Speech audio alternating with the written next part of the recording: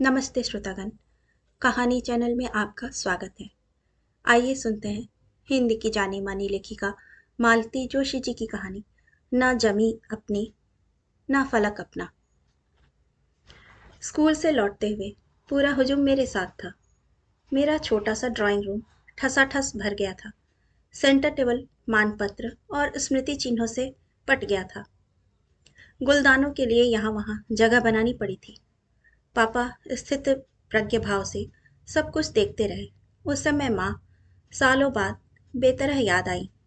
वो होती तो हर्ष और अभिमान से पुलक उठती।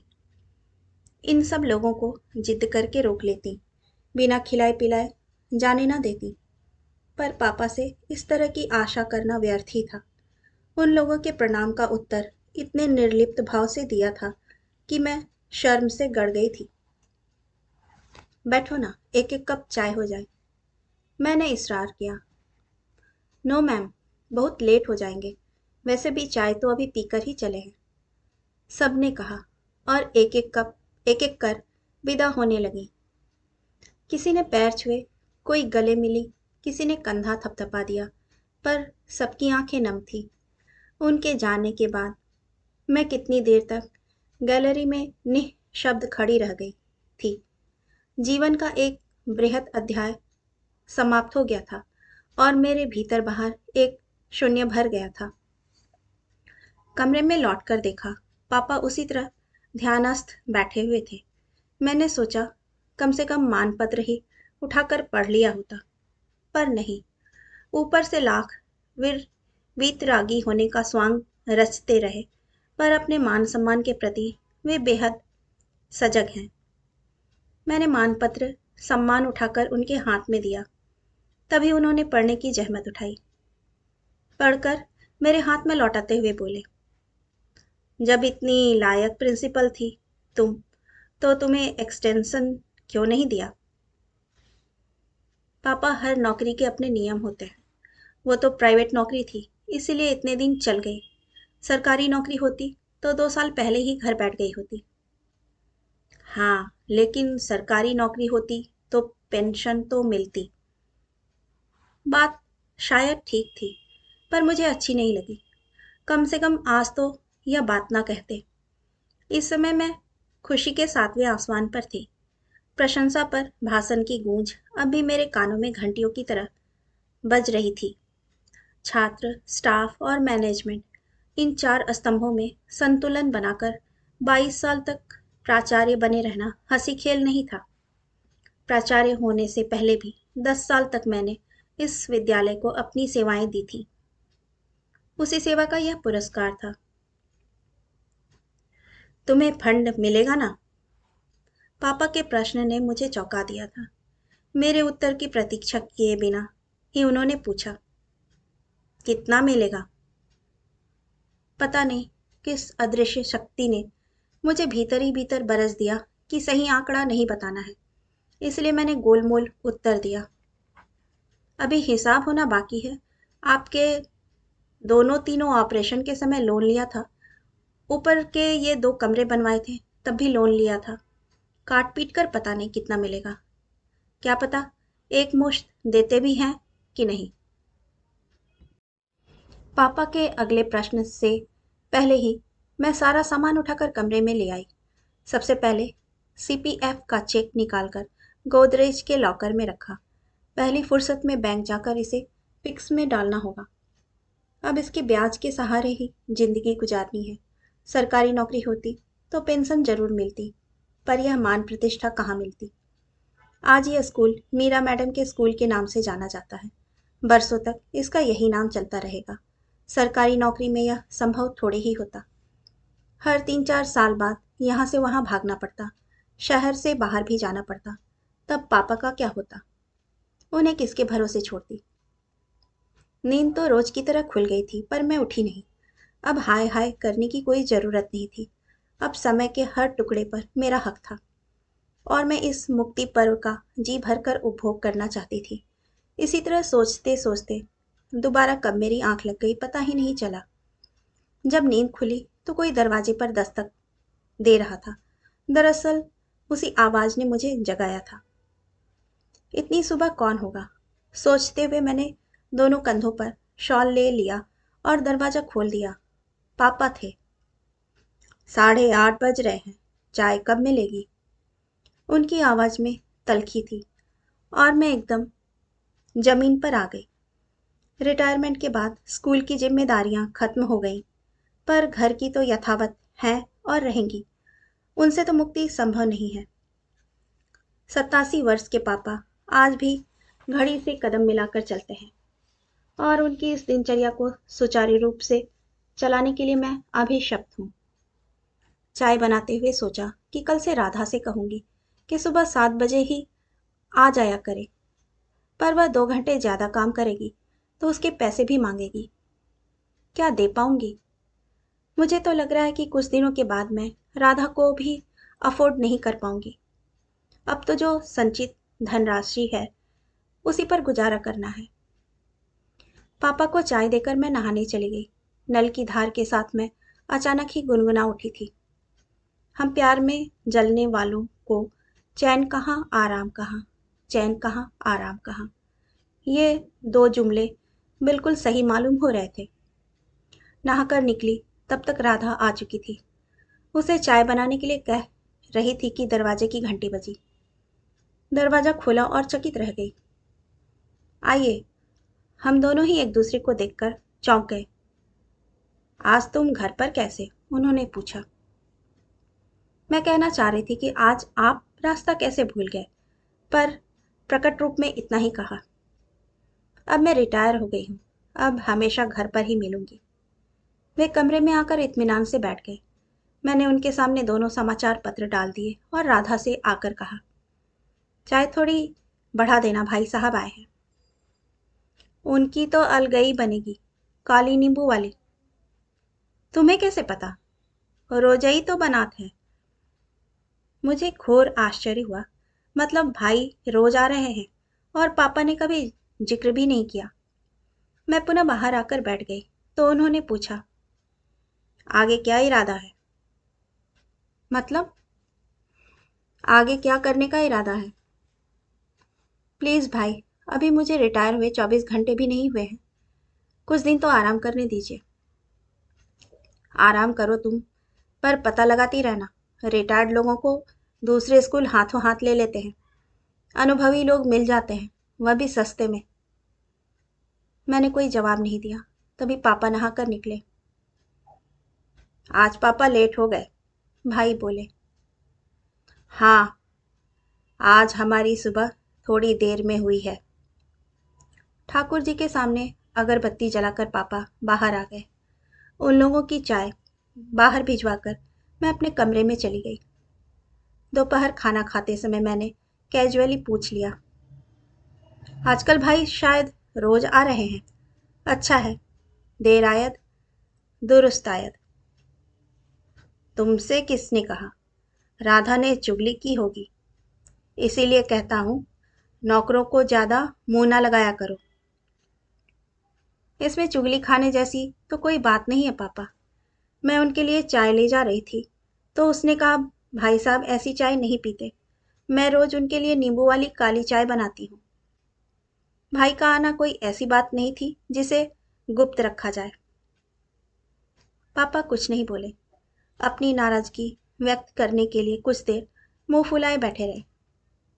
कुछ क्षणों बाद खुद ही बोले, बबलू आजकल बड़ा परेशान चल रहा है। क्यों? बेटी की शादी जो करनी है, तो उसमें परेशान होने जैसा क्या है? जैसे 2 बेटों की शादी की, वैसे ही बेटी की भी हो जाएगी। बेटी की शादी ऐसे नहीं हो जाती, उसमें पैसे लगते हैं। तो भाई के पास पैसों की कमी है क्या? इतनी अच्छी नौकरी से रिटायर हुए, तगड़ी पेंशन मिलती है। एक इंजीनियर बेटा अमेरिका में चांदी कूट रहा है, डॉक्टर बेटा ऑस्ट्रेलिया में टकसाल खोले हुए है, और इन दोनों सपूतों की पढ़ाई पर भाई ने पाई भी खर्च नहीं की। सब कुछ आपने किया। नहीं, मैंने दोनों के एडमिशन पर सिर्फ कंपटीशन फीस दी थी, बाकी तो सब बाप की हैसियत से उसी ने किया। और इन लोगों की एडमिशन फीस देते देते आपकी बैंक खाली हो गई। पर डॉक्टर साहब ने आज तक एक टॉनिक की बॉटल तक आपको नजर नहीं की। अमेरिका वाला तो कभी फोन भी नहीं करता, देना लेना तो दूर की बात है। वे लोग अपने बाप को ही नहीं पूछते तो मेरी क्या सुध लेंगे। मतलब रवायत चली आ रही है। क्या? पापा आप चौकन्ने हो गए थे। कुछ नहीं, आप खा चुके हो तो बोलिए, मैं प्लेटें उठा लूं। स्कूल का चपरासी फेयरवेल समारोह के फोटो देने आया था। उसे बख्शीश देकर विदा करने के बाद मैं भीतर आई तो देखा पापा उत्सुकता से मेरी प्रतीक्षा कर रहे थे। कौन था? गोपीनाथ था। उस दिन वाले फोटोज देने के लिए आया था और ये ग्रुप फोटो भी फ्रेम करके लाया है, देखेंगे? उन्होंने जरा भी रुचि ना दिखाते हुए कहा। ओह, मुझे लगा तुम्हारे फंड का चेक आया है। आ जाएगा, देर सवेर वह भी आ जाएगा, जल्दी क्या है? जल्दी तो कुछ नहीं है। खैर, मैं चाह रहा था बेटी की शादी के लिए तुम भी बबलू को कुछ देती तो अच्छा लगता। बबलू की बेटी की शादी से मेरा क्या वास्ता है? तमीज से बात करो। वे कुर्राए। वह तुम्हारा बड़ा भाई है। तो आदरणीय दादा भाई की बिटिया की शादी में हमें भी कंट्रीब्यूट करना पड़ेगा। क्यों? क्या तुम इस घर की बेटी नहीं हो? अमृता तुम्हारी कोई नहीं है? अच्छा हुआ आपने याद दिला दिया। तो पापा आपको यह भी याद होगा कि घर की बेटी अब तक अनब्याही है। ये तुम्हारी उम्र है शादी करने की? कभी तो रही होगी, पर आज अमृता के लिए जितने बेचैन हो रहे हैं, व्यग्र हो रहे हैं, उतने मेरे लिए तो कभी नहीं हुए। पापा फटी फटी आंखों से मुझे देखते रह गए। अपनी शादी की बात मैं इतनी बेबाकी से करूंगी, इस बात पर उन्हें विश्वास नहीं हो रहा था। वे शायद यह भूल गए थे कि वह छुई मुई उम्र मैं बहुत पीछे छोड़ आई हूं। पापा का चेहरा देखकर मुझे दया हो आई। मैंने पूछा, पापा आप अपनी तरफ से कुछ देना चाहते हैं? देना तो चाहता हूं, पर मेरे पास अब है क्या? तो निश्चिंत रहिए, शादी के समय तक कुछ ना कुछ व्यवस्था हो ही जाएगी। पर जो भी देना हो अपने हाथ से दीजिए। मेरे कंधे पर बंदूक रखकर चलाने की जरूरत नहीं है। पापा का चेहरा एकदम तनावमुक्त हो गया। जो बात वे कह नहीं पा रहे थे वह मैंने कह दी थी। इन दिनों में अपरिचित लोगों की आवाजाही एकदम बढ़ गई थी। वे लोग पूरे घर का चक्कर लगा जाते। एक दो बार तो मेरे कमरे में भी घुस चले आए थे। नॉक करने की भी जहमत नहीं उठाई थी। एक दिन तो मैं एकदम झल्ला ही गई थी। पापा, कौन लोग हैं ये? इन्हें जरा भी तमीज नहीं है। उत्तर में पापा ने शांत भाव से कहा था, बेबी, मैं यह घर बेचने की सोच रहा हूँ। घर बेच देंगे? फिर रहेंगे कहाँ? यहाँ पर जो मल्टी बनेगी, बिल्डर एक फ्लैट हमें दे देगा।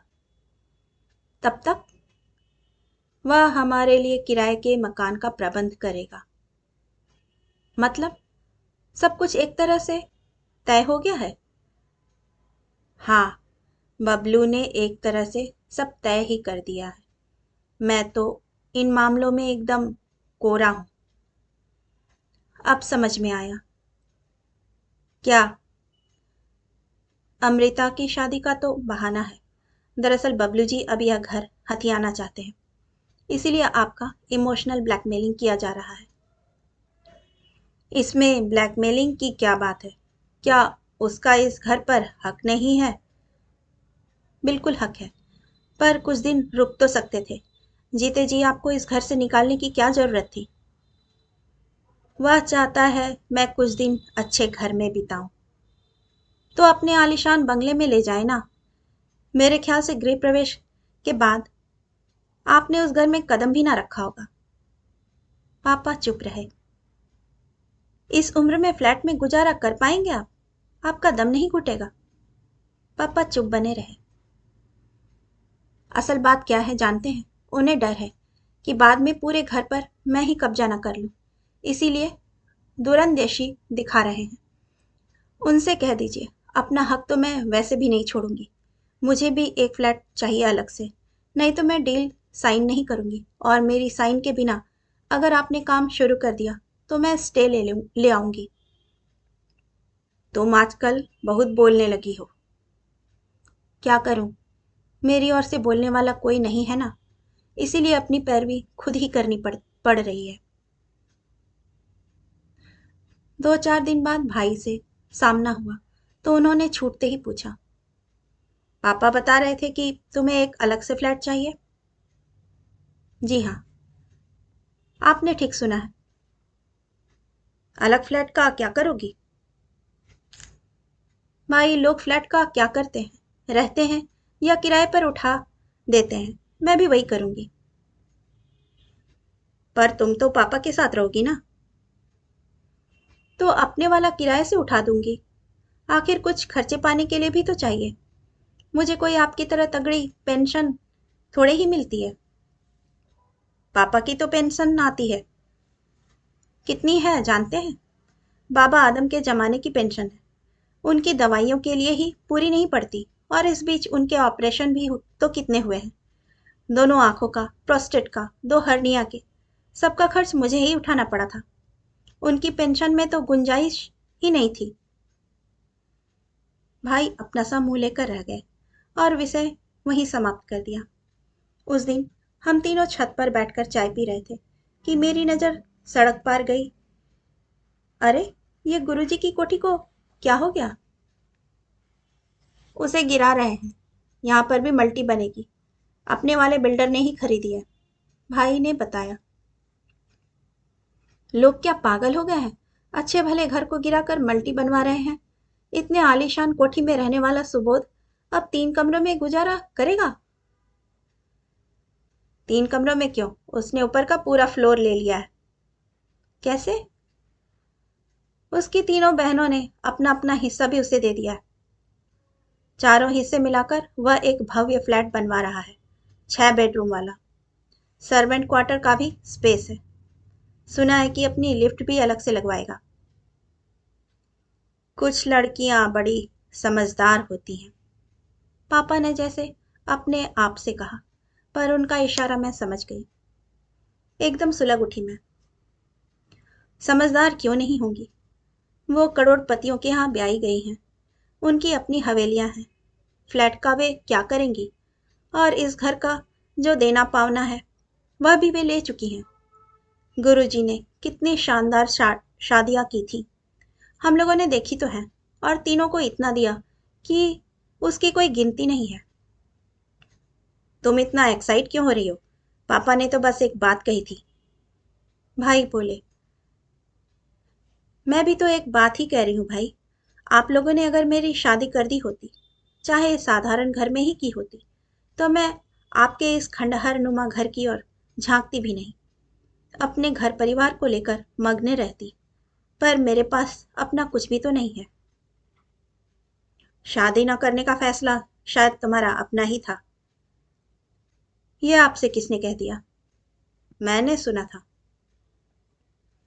आप सुनी सुनाई बातों पर यकीन कर लेते हैं, एक बार तस्दीक करने की भी कोशिश नहीं की। मैंने सुना था माँ ने तुमसे वचन ले लिया है कि तुम शादी नहीं करोगी। माँ ने ऐसा कोई वचन नहीं लिया था, मैंने तैश में आकर कहा। माँ ने कहा था पापा का ख्याल रखना, तो उनका ख्याल रख ही रही हूँ, और किसी ने उनका जिम्मा लेने की पेशकश नहीं की तो आजीवन रखती रहूंगी। बोलते हुए मेरा चेहरा शायद एकदम तमतमा गया था, क्योंकि पापा और भाई आश्चर्य से मुझे घूरने लगे थे। उस रात देर तक मुझे नींद नहीं आई।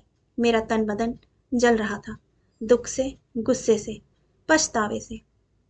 एक व्यर्थता का बोध मन पर छा गया था। आधी रात के करीब मुझे एक अजीब सा साक्षात्कार हुआ। पहली बार समझ में आया कि माँ ने मेरे साथ क्या छल किया था। उन्होंने मुझसे अविवाहित रहने का वचन तो नहीं लिया था, पर जो जिम्मेदारी मुझे सौंपी थी उसका निहितार्थ तो यही था ना। उन्होंने यही चाहा था कि मैं हमेशा यहीं बनी रहूं और पापा को देखती रहूं, क्योंकि बेटे बहू से तो उनका मोह भंग बहुत जल्दी हो गया था। और इसी बेटे की शादी के लिए माँ कितनी आतुर हो उठी थी। वे जल्दी से जल्दी बहू का मुंह देखना चाहती थी, पोते को गोद में खिलाना चाहती थी। उनकी बीमारी को देखकर उनकी इच्छा का मान रखना जरूरी हो गया। आनन फानन भाई की शादी कर दी गई। उसके बाद माँ 8 साल और जिंदा रही, पर बहू ने 4 महीने बाद ही बगावत कर दी। ऐलान कर दिया कि मैं इस घर में नर्स बनने के लिए नहीं आई हूँ। और साल बीतते ना बीतते अलग गृहस्थी बसा ली थी। माँ बहू का चेहरा देखने को तरस गई। इसी तरह माँ की पोते को खिलाने की चाह भी अधूरी रह गई। यथा समय पोता हुआ, बल्कि 4 साल में 2 पोते हुए, पर उन्हें बीमार दादी की गोद में देने का सवाल ही नहीं था। भाई ने बस दूर से दिखा दिया। वे बच्चे के गाल भी थपथपा ना सकी। बच्चे को माँ ने फौरन वहां से हटा लिया। माँ ने उसी समय भविष्य देख लिया होगा, तभी तो पापा का भार मुझे सौंप गई। बाप बेटे दोनों को ही यह व्यवस्था बड़ी सुविधाजनक लगी होगी, इसीलिए उन दोनों ने भी इस व्यवस्था में कभी दखल नहीं दिया। भाई अपने आप सारी जिम्मेदारियों से बरी हो गए थे और पापा भी अपने और घर की चिंताओं से मुक्त हो गए थे।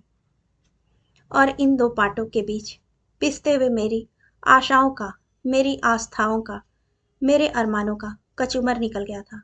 आज पहली बार मुझे माँ पर आश्चर्य हो रहा था। जितनी आतुरता उन्हें बहू के लिए थी, उतनी दामाद के लिए क्यों नहीं थी। मरने से पहले उन्होंने कन्यादान का पुण्य क्यों नहीं लेना चाहा। उन्हें सिर्फ पोते का ही अरमान था, नवासे का क्यों नहीं। उनकी बीमारी में तो मेरा घर पर रहना जरूरी हो गया था। नौकरी भी मैंने उसके बाद ही की थी। पर जाते समय जिस तरह उन्होंने मुझसे पापा का ख्याल रखने को कहा, पापा से भी कह सकती थी कि बेटी का ख्याल रखना, समय रहते इसकी शादी कर देना। आज ये बात समझ में आ रही है कि सबने अपने स्वार्थ के लिए मेरा भरपूर दोहन किया है, शोषण किया है। उन लोगों के लिए मैं हाड़ मांस की बनी स्त्री नहीं हूँ, उपयोग की एक वस्तु भर हूँ। उम्र के इस पड़ाव पर आकर मुझे यह बोध हुआ कि मैं किस कदर छली गई हूँ। बस अब और नहीं, बची हुई जिंदगी मैं अपने लिए जीऊंगी, अपने ढंग से जीऊंगी। रोज की तरह पापा और भाई किसी गहन चर्चा में व्यस्त थे। उसी समय मैंने कमरे में प्रवेश कर कहा, सॉरी टू डिस्टर्ब यू, पर आप लोगों को एक खबर देनी थी। दोनों मेरी ओर प्रश्नार्थक नजरों से देखने लगे। मैं 2 महीने के लिए बाहर जा रही हूँ, यूएसए। वे ऐसे चौंके जैसे मैंने कोई विस्फोट कर दिया हो। ये एकाएक कैसे? एकाएक कैसे भाई? सोचते सोचते पूरी जिंदगी निकल गई। इससे पहले संभव ही नहीं था। घर और बाहर दोनों तरफ इतनी जिम्मेदारियां थी कि इस दड़बे से बाहर निकल ही ना पाई। इतने पैसे भी कभी पास में नहीं थे। अब जिम्मेदारियां थोड़ी कम हो गई हैं, थोड़ा पैसा हाथ में आ गया है। अभी हाथ पैरों में ताकत है, आंखें सलामत है, तो सोचती हूँ थोड़ा घूम ही आऊं। फिर पता नहीं संयोग बने ना बने। और पापा, उन्हें अपने घर ले आइए ना। वैसे भी अब उन्हें इस घर को छोड़कर जाने की प्रैक्टिस करनी ही होगी। वे ना जाना चाहे तो कोई बात नहीं, यहीं बने रहेंगे। कपड़ा बर्तन और झाड़ू पोछा राधा करती ही है। राधा खाने के साथ चाय नाश्ते का भी देख लेगी। आप एक अच्छा सा लड़का ढूंढ दीजिए जो दिन रात पापा के साथ बने रहे, बस। इन लड़कों का कोई भरोसा है? किसी दिन सब कुछ बटोर कर चल दिया तो? बटोरने के लिए अब इस घर में रखा क्या है भाई? सिर्फ कबाड़ भरा हुआ है, 4 बर्तन, मेरी कुछ किताबें और साड़ियाँ। आप कहें तो अपना सामान मैं किसी के यहाँ रख दूंगी, क्योंकि अब दोबारा खरीदने की मेरी हैसियत नहीं है। भाई जब चले गए तो पापा ने पहली बार मुंह खोला। टिकट बुक करने से पहले एक बार मुझसे पूछ नहीं सकती थी? पूछती तो क्या आप हाँ कर देते? और आपके मना करने के बावजूद मैं चली जाती तो क्या अच्छा लगता। पापा, मेरी जिंदगी के कई निर्णय इसीलिए लंबित रह गए कि उस पर आपकी स्वीकृति की मुहर नहीं लग पाई थी। इसलिए इस बार निर्णय का अधिकार मैंने अपने हाथ में ले लिया। पापा का चेहरा एकदम करुण हो आया। उन्हें मैं अपना एक और निर्णय भी सुनाना चाह रही थी, पर उसे मुलतवी कर दिया। अब मैं अमेरिका से लौटकर ही उन्हें बताऊंगी कि उत्तराखंड के एक आवासीय विद्यालय के प्राचार्य पद का नियुक्ति पत्र मेरे पास आ गया है। वहां मेरा जाना एकदम तय है। पापा के प्रति वचनबद्ध हूँ, इसलिए वे अगर साथ आना चाहेंगे तो मुझे खुशी होगी। अगर वे यहीं रहना चाहेंगे तब भी खर्च की पूरी जिम्मेदारी मेरी ही होगी। बस भाई देखभाल का जिम्मा ले ले। जिंदगी भर पापा के लिए कुछ नहीं किया, अब कम से कम इतना तो करें। बुढ़ापे की दहलीज पर वे भी खड़े हैं। दोबारा नौकरी का जरा भी मन नहीं था। सालों साल काम करने के बाद यह अवकाश मिला था और मैं वे अवकाश के क्षण, ये रिटायरमेंट खूब एंजॉय करना चाहती थी। पास में जो कुछ जमा पूंजी थी उसके सहारे जिंदगी गुजार देती मैं। पर आदमी केवल पैसों पर नहीं जीता, उसे प्यार भी चाहिए। अपने आसपास के निष्प्रेम वातावरण से 4 महीने में ही हाँफ उठी थी मैं।